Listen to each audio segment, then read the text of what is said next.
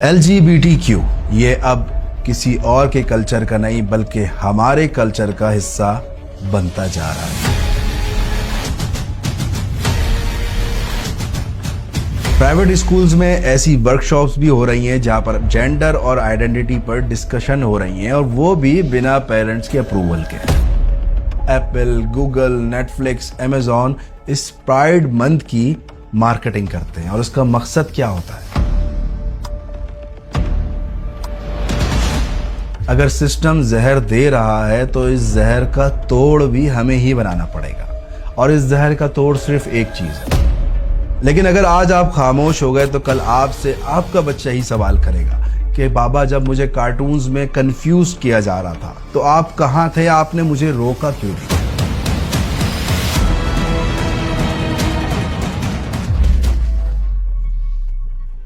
LGBTQ सुना तो होगा आप लोगों ने, या शायद आज तक इग्नोर किया हो, या फिर ये सोचा हो कि ये तो बाहर के मुल्कों का मसला है, हमारा नहीं। लेकिन दोस्तों, समझना पड़ेगा, ये अब किसी और के कल्चर का नहीं बल्कि हमारे कल्चर का हिस्सा बनता जा रहा है। और आज इस वीडियो में मैं उस एजेंडा के बारे में बात करने जा रहा हूँ जो स्लो पॉइजन की तरह हमारी सोसाइटी और सबसे खतरनाक बात हमारे बच्चों के जहनों में डाला जा रहा है। तो ये वीडियो एंड तक जरूर देखिएगा क्योंकि एंड में आपको ये पता लगेगा कि ये सिर्फ एक चॉइस नहीं बल्कि एक प्लान है। सबसे पहले बात करते हैं कि LGBTQ का मतलब क्या है। लेस्बियन, गे, बाइसेक्सुअल, ट्रांसजेंडर, क्वेश्चनिंग, ये टर्म्स डिफाइन करती हैं किसी भी इंसान का सेक्सुअल ओरिएंटेशन या जेंडर आइडेंटिटी। अब अगर ये किसी अडल्ट का पर्सनल मैटर होता तो समझा भी जा सकता था, लेकिन मसला ये है कि इस चीज को हर जगह नॉर्मलाइज किया जा रहा है, एड्स में, मूवीज में, कार्टून्स में, और टारगेट ऑडियंस हमारी सोसाइटी। आज UK,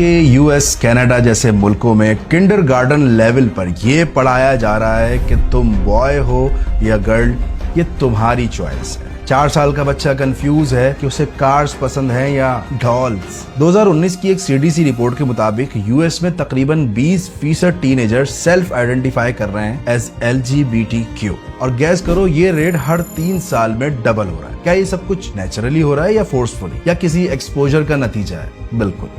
और आज जो उनका हो रहा है कल हमारा भी हो सकता है। अब सुनो, इस एजेंडा को पुश करने के लिए सबसे बेहतरीन मीडियम है entertainment industry. Netflix, Disney, Amazon सब प्लेटफॉर्म मिलकर LGBTQ एजेंडा को प्रमोट कर रहे हैं। और टारगेट ऑडियंस कौन है? आपके और हमारे बच्चे।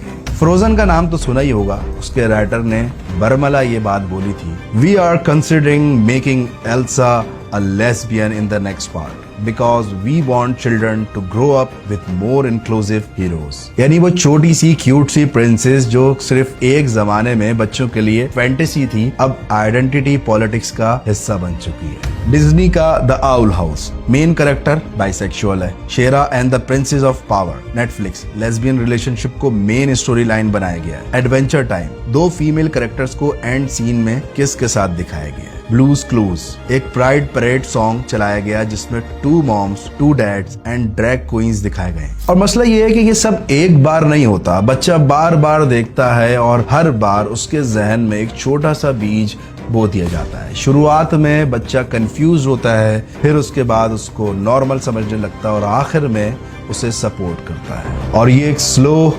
कंसिस्टेंट और डेंजरसली स्ट्रेटेजिक ब्रेन वॉश है। अब कुछ लोग कहते हैं कि ये सब पाकिस्तान में तो नहीं होता, तो सवाल ये नहीं कि ये आज होता है कि नहीं, सवाल तो ये है कि कल क्या होने वाला है। आपके बच्चों के हाथों में मोबाइल है जिसमें YouTube, नेटफ्लिक्स, टिकटॉक है। आप सोच रहे हैं कि ये तो गेम्स खेल रहा है या पोएम्स देख रहा है, लेकिन उन गेम्स और पोएम्स के बीच में चलने वाले एड्स का कंटेंट कभी आपने देखा है? प्राइवेट स्कूल्स में ऐसी वर्कशॉप्स भी हो रही हैं जहां पर जेंडर और आइडेंटिटी पर डिस्कशन हो रही हैं और वो भी बिना पेरेंट्स के अप्रूवल के। पाकिस्तान में भी काफी इन्फ्लुएंसर्स और सेलिब्रिटीज लव इज लव के कैप्शंस रील्स या फोटोज में डालकर पोस्ट कर रहे हैं, और खास बात यह है कि कोई कुछ कहता नहीं, और अगर आप कुछ कहोगे तो आपको जजमेंटल, नैरो माइंडेड या हेट स्पीच का टाइटल दे दिया जाता है।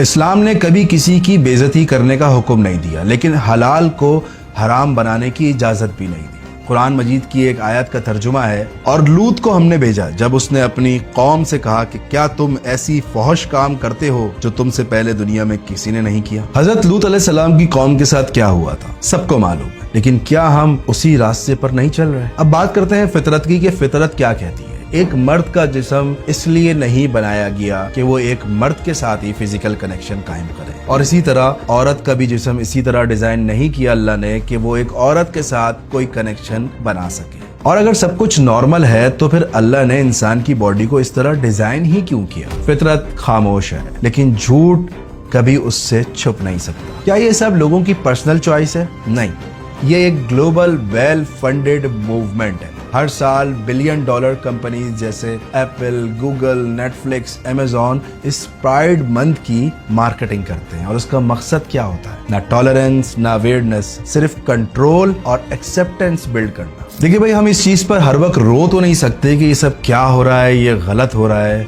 अगर सिस्टम जहर दे रहा है तो इस जहर का तोड़ भी हमें ही बनाना पड़ेगा, और इस जहर का तोड़ सिर्फ एक चीज है, अच्छी परवरिश। अपने बच्चों के साथ बैठो और बात करो, लेकिन उस तरह नहीं जिस तरह पुराने जमाने में समझाया जाता था कि भाई ये मत करो, ये गलत है। आज का बच्चा रीजन मांगता है, उसको समझाओ उसकी एज के हिसाब से, और ये बताओ कि हर ट्रेंड फॉलो करना मैच्योरिटी नहीं है। अपने बच्चों के साथ ट्रस्ट का रिश्ता बनाओ, ऐसा कि अगर कल को कोई मूवी, कार्टून या कोई फ्रेंड उनको कंफ्यूज करे तो वो आपके पास आए, गूगल के पास ना जाए। बहुत ही इंपॉर्टेंट बात करने जा रहा हूँ कि हर चीज को नॉर्मल समझने वाली सोच से बच्चों को बचाओ। देखो कि नेटफ्लिक्स, यूट्यूब पर एक क्यूट सी लव स्टोरी जो बच्चों को दिखाई जा रही है, वो क्या है? क्या वो सिर्फ एंटरटेनमेंट है?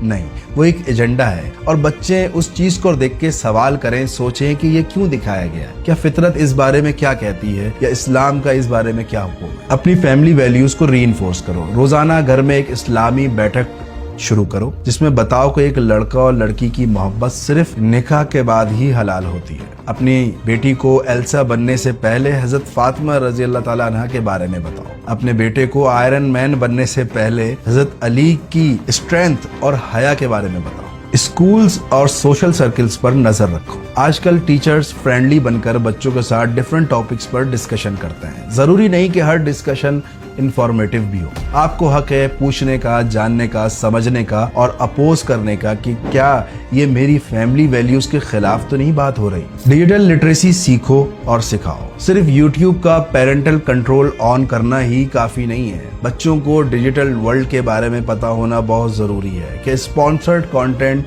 क्या होता है, एल्गोरिथम आपको क्या दिखा रहा है, और किस तरह से आपकी अटेंशन को मैनिपुलेट किया जा रहा है। क्योंकि जब बच्चा ये समझ जाएगा तो वो रिजेक्ट करने के काबिल भी हो जाता है। देखो, दुनिया का ट्रेंड बदल गया है। जो पहले गुनाह समझा जाता था आज स्टाइल समझा जाता है। कोई इस्लाम की बात करे तो उसको मौलवी कहा जाता है। लेकिन याद रखें, आखिरी दौर के करीबी वक्त में सब कुछ उलट होगा। हक गलत होगा, गलत हक होगा, लेकिन वही लोग सेफ होंगे जिन्होंने पहले ही अपने बच्चों के जहनों में सच्चाई का बीज बो दिया होगा। लेकिन अगर आज आप खामोश हो गए तो कल आपसे आपका बच्चा ही सवाल करेगा कि बाबा, जब मुझे कार्टून्स में कंफ्यूज किया जा रहा था, जब मुझे 2 डैड्स वाली स्टोरीज यूट्यूब पर दिखाई जा रही थी, जब मुझे स्कूल में ये सिखाया जा रहा था कि बेटा तुम लड़का हो या लड़की, ये तुम्हारी चॉइस है, तो आप कहाँ थे? आपने मुझे रोका क्यों नहीं? आखिर में सिर्फ एक ही बात कहूंगा कि जब फितरत की इज्जत नहीं होती तो नस्लें तबाह होती हैं। आप आज एक बच्चा नहीं बचा रहे, बल्कि एक नस्ल,